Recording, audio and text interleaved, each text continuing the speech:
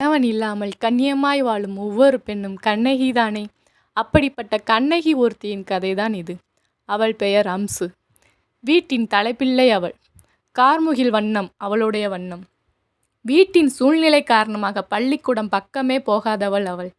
சிறு வயதிலேயே தன்னுடைய அம்மாவின் தம்பியான அவளின் தாய்மாமனுக்கு கல்யாணம் செய்து கொடுத்தார்கள்.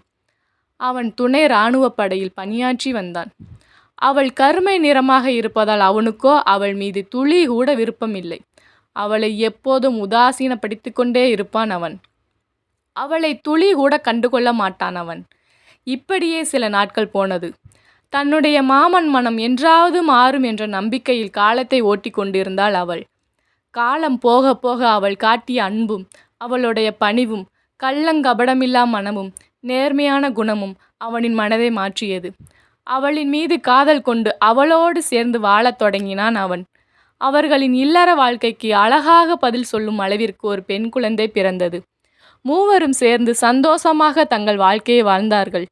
பின் யார் கண் பட்டதோ என்று தெரியவில்லை.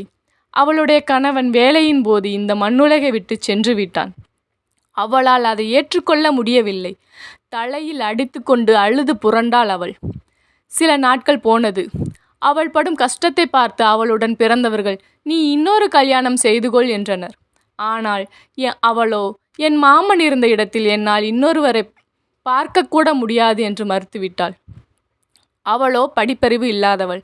அதனால் காட்டு வேலைகள் கட்டிட வேலைகள் என்று பார்த்து தன் மகளை படிக்க போட்டாள். அவ்வளவு கஷ்டப்பட்டு தன் மகளை 4 வருடம் செவிலியர் படிப்பு படிக்க போட்டாள் அவள். தான் படிக்காததை தன் மகள் படிக்க வேண்டும் என்று ஆசைப்பட்டாள் அவள். ஆசைப்பட்டபடியே தன் மகளை படிக்க போட்டு இப்போது அவள் மகள் ஒரு பெரிய மருத்துவமனையில் செவிலியராக பணியாற்றி வருகிறாள். கணவன் இல்லாமல் கஷ்டப்பட்டு தன் உணர்ச்சிகளுக்கு மதிப்பளிக்காமல் தன்னுடைய மகளை எப்படியாவது முன்னேற்ற வேண்டும் என்ற எண்ணம் மட்டும் இருந்து தன் மகளை முன்னேற்றினாள் அவள்.